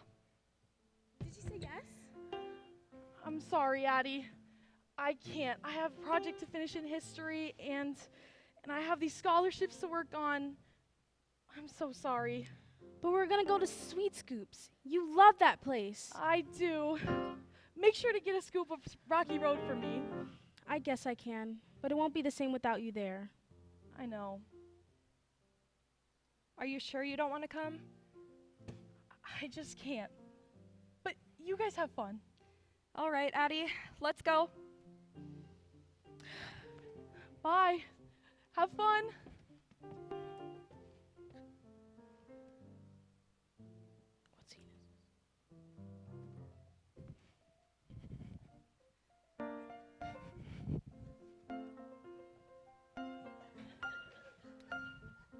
I worry about her. Huh? I worry about her. Who? Your daughter. Addie? She seems fine. She'll be all right. No, your other daughter. Oh, Emma. Yes. She just seems so anxious and stressed. I get it. This is a very hard time for her. And I know that she has a lot of going on. I just wish there was a way that we could help her somehow. She just doesn't want it. Well, sometimes the best way to help her is to just give her some space, and then she'll do what she needs to do. I know, but it's hard seeing my baby struggle and not helping. I know. That's what makes you a great mother. These kids do not see all the stuff you're doing to make their lives better. Thank you, sweetie. That means a lot. We're going to get through this together, like a family, like always. Yes, we will. Hi, girls. Hi, Mom. How was school? It was super boring. We had a math test today. I think I passed, though. That's good. And Emma, how was school for you? It was good. Good. Did you get a load of homework? For the first time in a while, not really. That's good. You'll have some free time tonight. I do. If I could just go and hang out with my friends tonight, we could go to dinner and look for prom dresses. It would just be one night. It's a perfect opportunity. Are your essays done? I'll have them finished this weekend. I'm almost there. This is just the perfect night. Those are due next week. I think you should get your priorities straight. But when the deadline has passed, you can spend all the time you want with your friends. you want to know something? What? This college stuff is so hard. I work day and night trying to finish these essays just to not get the money at the end. I work so hard just to not get rewarded for the effort I put in. And you two just sit here and yell at me.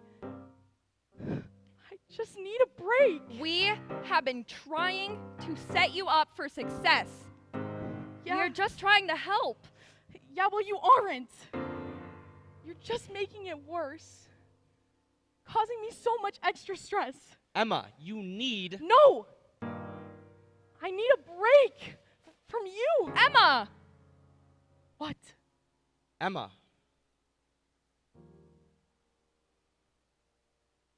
You can go with your friends. Just be home by 11.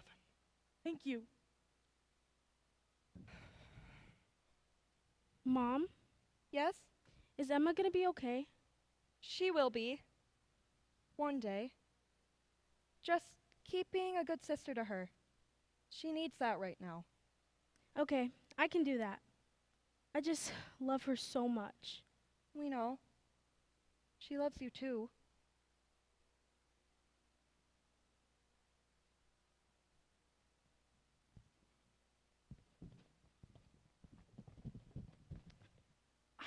Totally, Sam. I'm so happy that scholarship essays are over with. It feels like a weight has been lifted off my chest. Yeah, me too. I just wish my parents would back off. I am trying my hardest, but they're giving me such a hard time with this college preparation stuff. Me too. I just needed a break from them. They've been down my neck the past year, trying to make sure I'm prepared for the future. Huh. Yeah, me too. I know that it's out of love and concern for my well-being, but I just need a break. Yeah, I get that. My mom won't leave me alone. I just need some space to work. Yes, Sam, you know exactly how I feel. No one in my life right now seems to be thinking it's easier. Yeah, but at least scholarships are over with. That's true. Are you excited for college? I am. It's going to be a really good change of pace for me. I'm going to get a break from my family. And now I get to do what I want to do, not what my mom wants me to do. Yeah, same. I'm really glad to know I'm not alone in this. Thank you, Sam, for being such an amazing friend. You're welcome. Well, I gotta go. My mom just finished making dinner. See you tomorrow, last day of high school. See ya!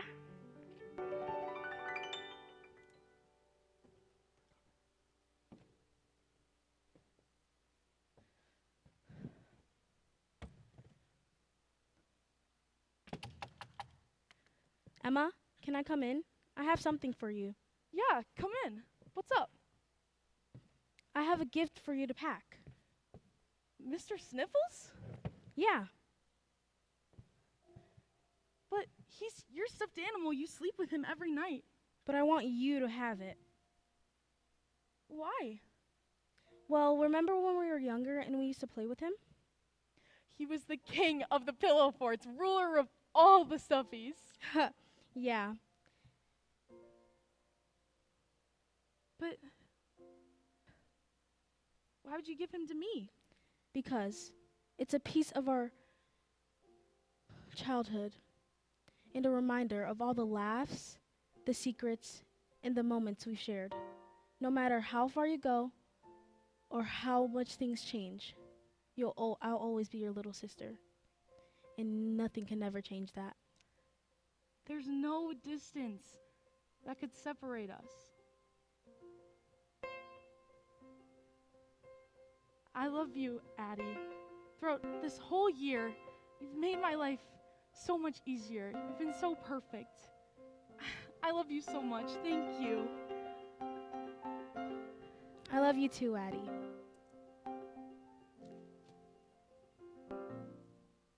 Emma? Yeah? When will you and Mom be friends again? Oh, Addie, we're still friends. We're just going through a hard time right now. Mom loves you so much. I heard her talking to Dad about it. Yeah? Yeah, she just wants you to be happy and have a good future. She's just trying to be a good mom. She is a good mom. She's the best mom. Yeah, she is.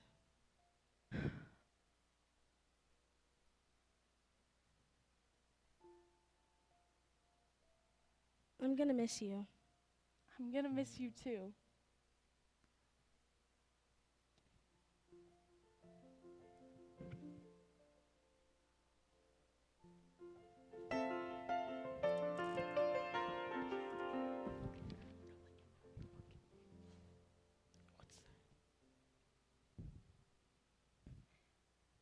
Hey, Emma? Could you come here? Yeah? Hey! we were just wanting to ask you if you would want to go on a picnic with us this afternoon. Just to be with you one last time before you leave. We could go get ice cream. Or a Rocky Road. How does that sound? Well, I do love Rocky Road ice cream. So it's a yes? Yes.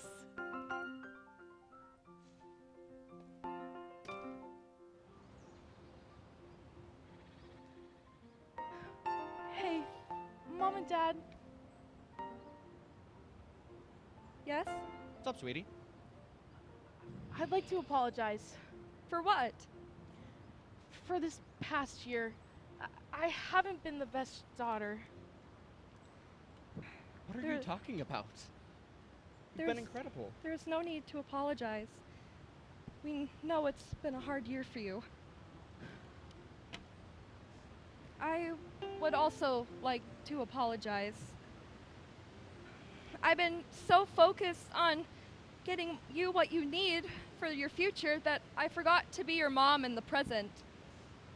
Mom, that means so much. I want you to know that no matter where you go, we'll always be here for you. Thank you, Mom. I just don't want you to leave.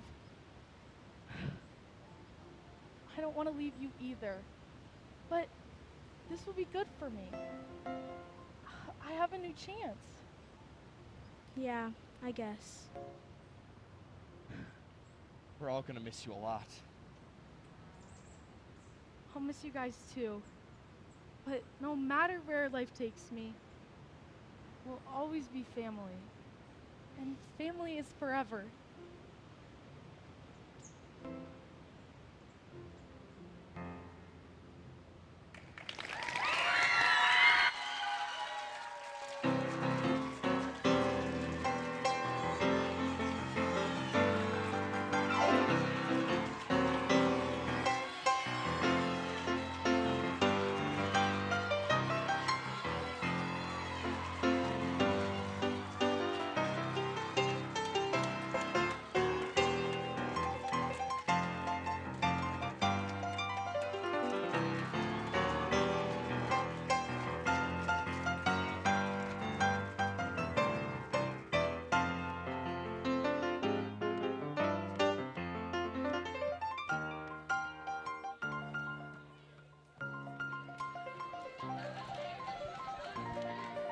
We We do have a box of tissues up in the booth if that one hit a little close to If home. anyone needs them, we have tissues up there.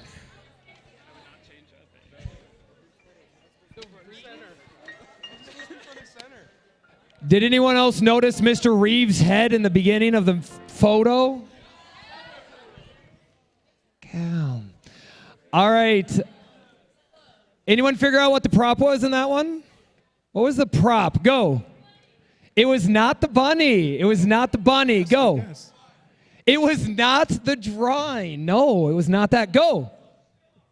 Which one? It was the basket, the picnic basket. Couple things you guys know. Our school is a member of something called the International Thespian Society. Our ITS is what we call that. The ITS board are the ones who kind of run and put this on. So our ITS board members are the ones who pick the props. They're the ones who kind of help put this whole thing together. So it's pretty amazing that these students are coming up with all of these ideas. One thing I want to go over with you guys, this is actually going to be our last show of the evening. We have one more show. Students, all students, when the show is over after their bow, I'm going to have all of the students come up on stage. Parents, that's a moment of the pictures and all of that other stuff that you like to do. That will be at this moment. So students, what do you do after the bows?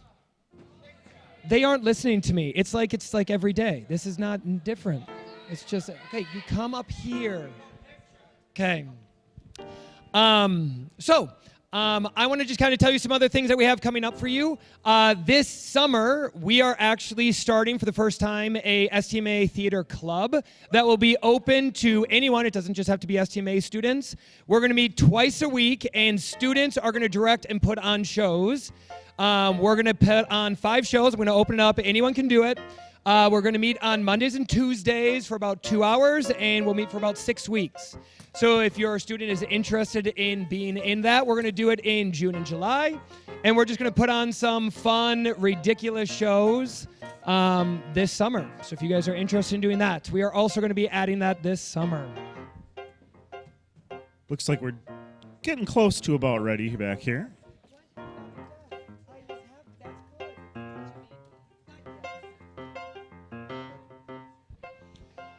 All right, so we're just going to give last thanks to a couple different people here. So can we just give it up one more time for Mr. Burniece on the piano? I want to just again thank the Central Minnesota Art Board for all of their contributions to help out in our programming, as well as our STMA Theater Boosters. Let's give it up for them. Thank you.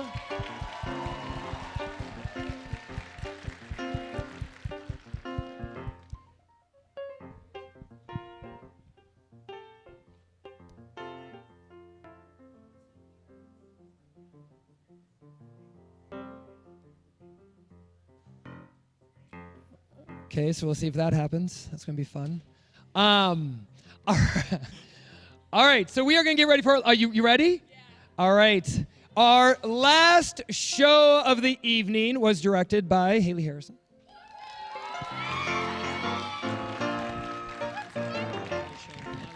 And written by Lila Chapman.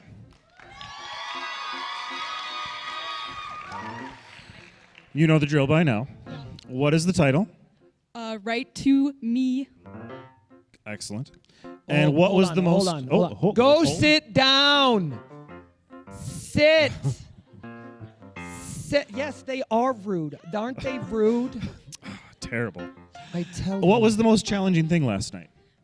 Probably researching about World War II and the timeline of World War II, and then including it in my story, and then rechecking the dates like for 3 hours, and then finally turning it in because I gave up. So historical accuracy. Yes. Okay, very good. All right. Haley, what is the message of your show? I'm going to hold the microphone correctly this year. I wrote it out because it's kind of long. Thank you, Grant. The spine of my show is that friendship and love can be found in the strangest of places. It is important to never lose hope and to keep relationships strong because you never know when you're going to need somebody most. I like that. I like that a lot. All right, next question. what's the last thing you want to say to your cast and crew? Okay, I'm starting with my actors. They had to deal with me for 11 hours today. And not only did they have to deal with me, they had to deal with me on caffeine. And I don't know if you've seen that, but that's scary. So thank you to my actors for putting up with all my shenanigans. You guys are going to do so good. They're literally the most talented people in the whole wide world. And then my production crew and my tech, Charlie, Andy, and Peyton, you guys, so much stuff was thrown at us today. And they would come to me with a new problem every 30 minutes, and we would figure it out as fast in like 5 seconds or something, because they're amazing. So thank you guys. You guys are so amazing. All right. I hope you guys, audience, I hope you guys have had a oh, here's your headset back. You want that. I want to thank the audience. Thank you for coming today. Thank you for being a part of this with us. So thank you, audience. To you.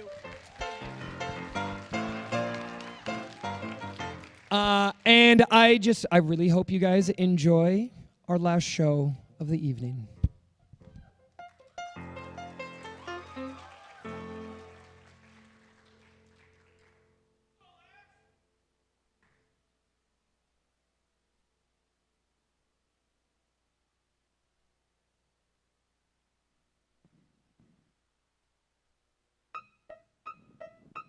Good afternoon, students. Today is November 3rd, 1941.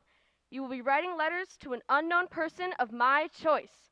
Hopefully, by December 3rd, a month from now, you will get a response. This project will help you step out of your comfort zone and maybe even make you a friend. Take this chance to express and reflect on yourselves and learn new things about others. I know you all can do this, and I hope to hear from your pen pals by then. There's the bell. I'll see you back on Monday.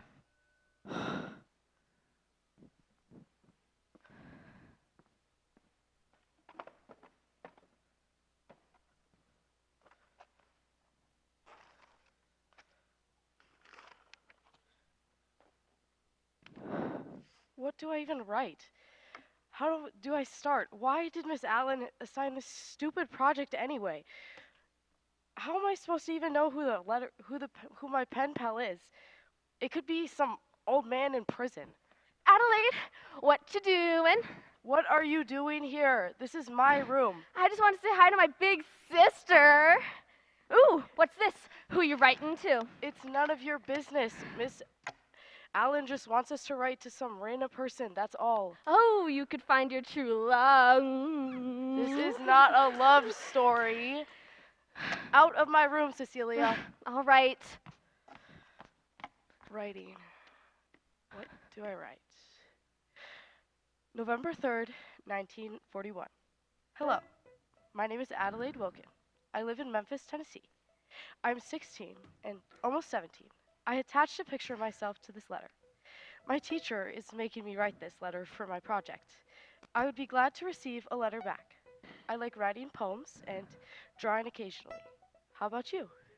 Sincerely, Adelaide Wilkins. I highly doubt that'll get a response, but I'll just go to bed and send it off to the mail in the morning.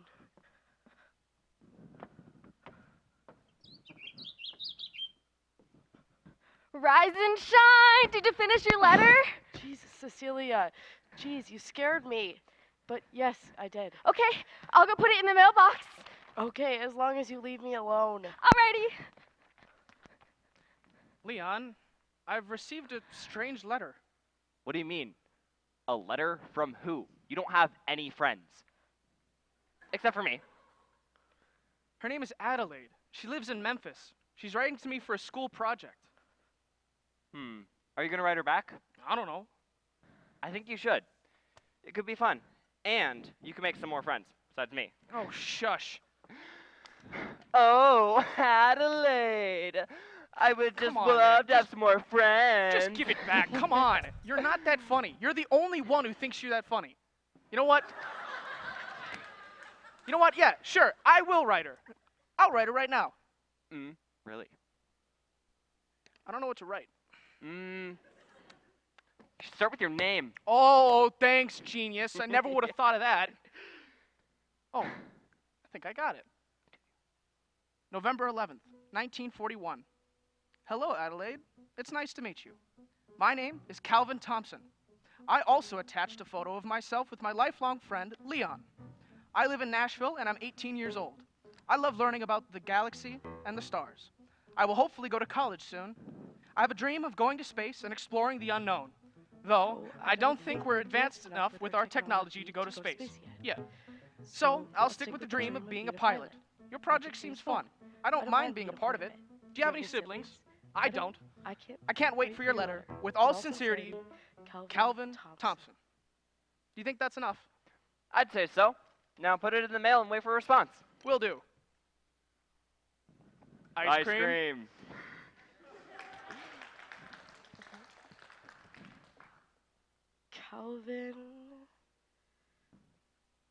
Calvin, Have you received a response? Oh, let me see. Calvin Thompson, ooh.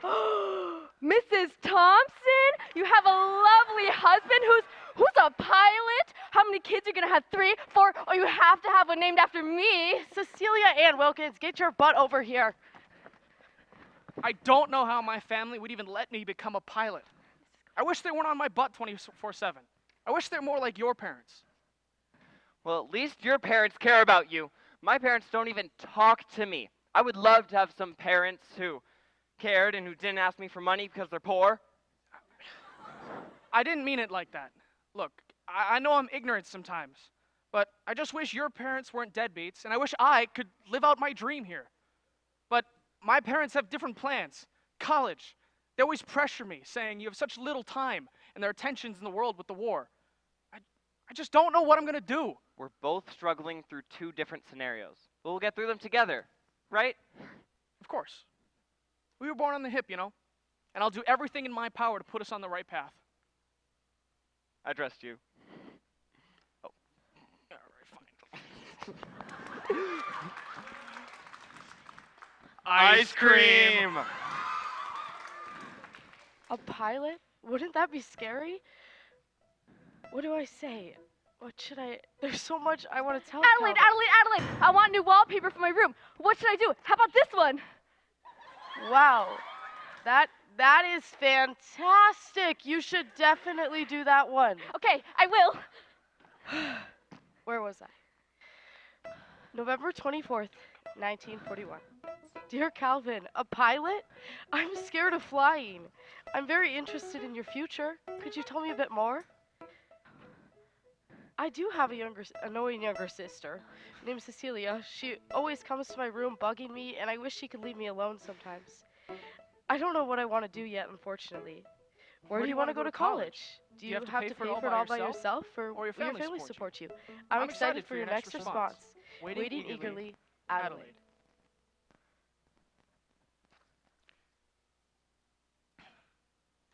March 20th, 1942. Dearest Adelaide, I'm sorry I haven't been sending letters as often. Although it's been only a few months, I have learned so much about you. Things have been complicated with my family, the war, and my friend. This letter may be short, but I do hope to hear from you soon. Truly yours, Calvin. Hey, I received a letter, and it looks like so have you. I think it's from your girlfriend. Okay, Leon, just give it over. Okay. Shall we open them? All right.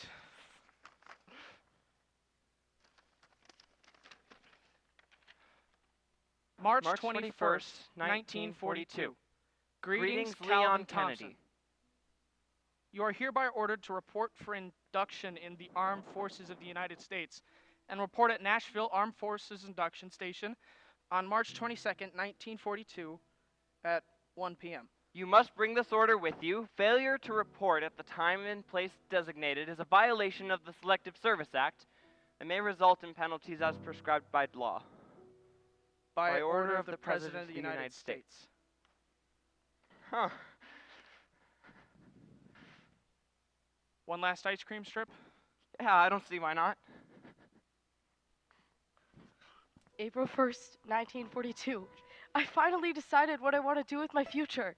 I want to be an amazing writer who writes poems and books that are famous all around the world. I want to be one of those big shots who are on the TV getting interviews. I will keep this letter nice and short because I know you are busy. I hope you can read one of my books one day. I hope to hear from you soon. Love, Adelaide.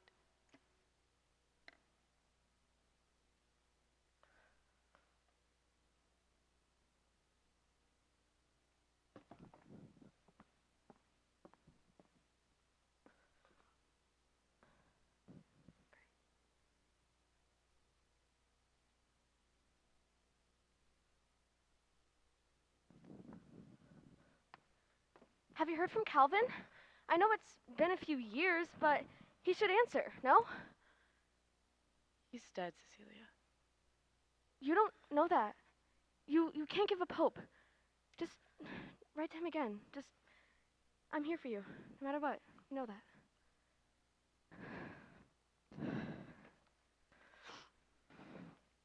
July 6th, 1945. Loveliest Calvin, this will be my last letter regarding you. I don't know if you're still out there, or perhaps you're dead. I just wanted to tell you I have published my first book, and it's a hit. I hope you can read it. I miss you deeply and would love for a reunion in person if you see my letter. Forever yours, Adelaide.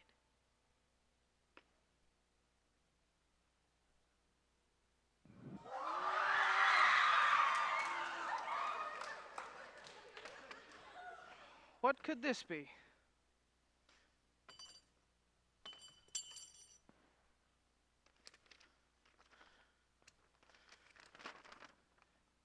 Dear Calvin Thompson, it is with profound regret that I must inform you of the death of your dearest friend, Leon Kennedy.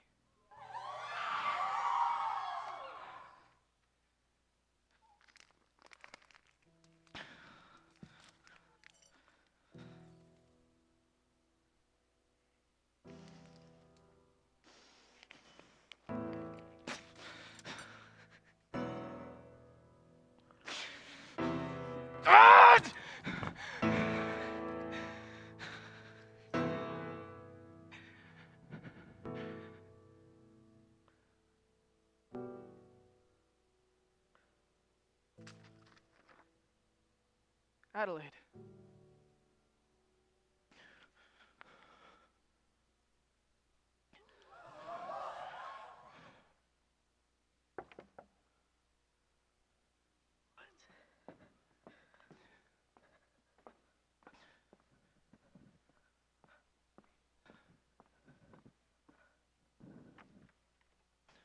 Calvin?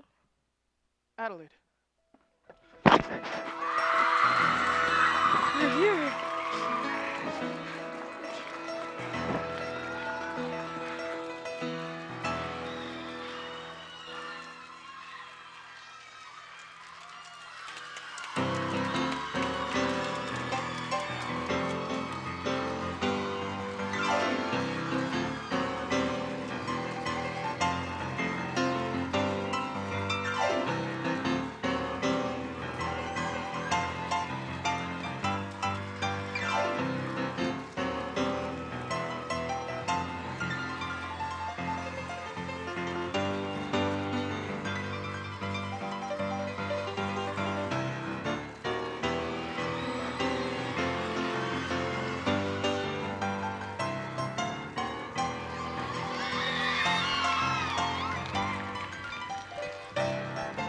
All right, I need all the students come sit up here for that picture while they're coming up.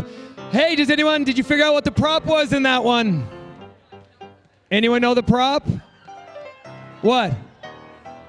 It was the wallpaper book. That was the wallpaper book. All right, come on, have a seat, everyone. While they're getting set, I just want to say thank you to everyone for coming. I hope you really enjoyed the shows. These kids are very talented. Thank you for supporting us in this.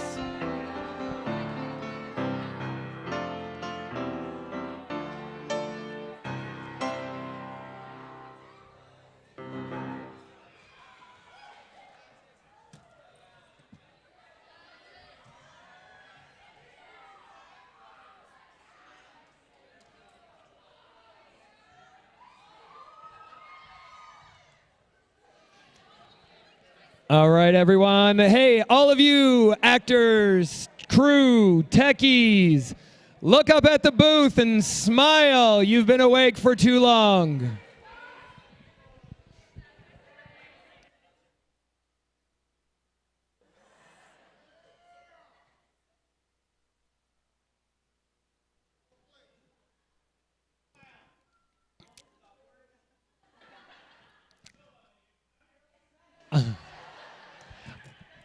All right, you guys, I think it is a crazy, incredible how creative these guys are. This is so awesome. Good work, everyone. Go home and sleep.